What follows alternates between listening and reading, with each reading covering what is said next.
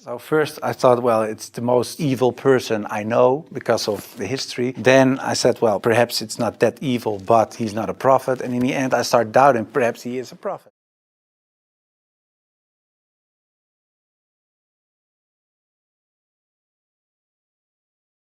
And it's about the Quran, like you said, like mosques, like Islamic schools.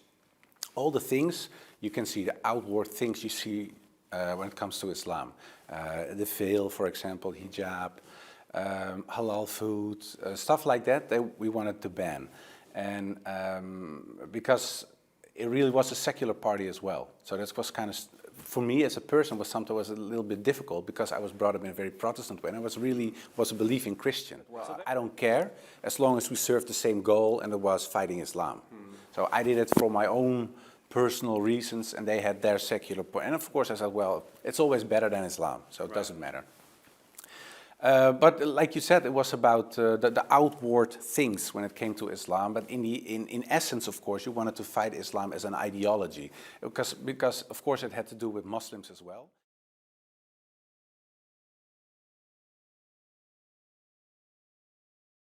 Later on in 2014, they changed a bit. They shifted, and then during a rally, in election time, he asked people in the rally, do you want more or less Moroccans in the Netherlands? And he said, what do you want? And they start shouting, less, less, less. And he said, well, I'll make that happen. And somebody called me and said, what is this? Is it something new? I said, what? He said, look at the television. So I put on the television because I was looking at the polls. And I said, okay, that's something new. So I called him, what is this? So we got into this argument because I was the spokesperson on this topic of Islam in Parliament, and he didn't told me he was about to say that. So we got into this, like a fight, and I said you have to change it a little bit or add something to it or whatever, because I'm the person who has to talk about it, and I don't really think that we want to get rid of all Moroccan people. And I thought, well, I really hated Islam, but it wasn't that I hated all Moroccan people or all Turkish people. Because I thought, well, that's not my cup of tea. So I said, well, we have to change it, otherwise I have to leave. So, well, you won't, but I left.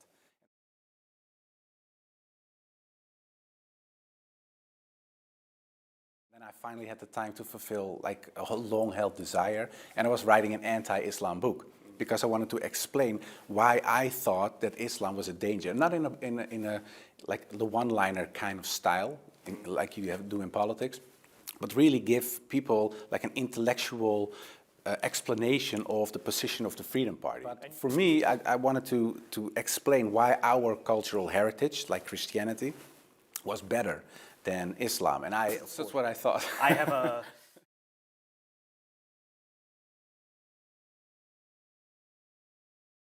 So I told him I'm writing a book. I have a lot of questions. So I was very plain why I thought, why is Islam promoting terrorism? Why is anti-woman? Why is anti-Christian? Anti-whatever. After, I think, 6 weeks, he sent me a very extensive email. And he started explaining, directly answered a lot of my questions. But he also told me, you have to read this article, read this book, read that book, ask this person. And so he was very extensive in his way of explaining. But in the end, after I read all these books and articles and made a comparison between prophets from the Old Testament with Muhammad, peace and blessings be upon him, I had no arguments anymore to say they are prophets and he is.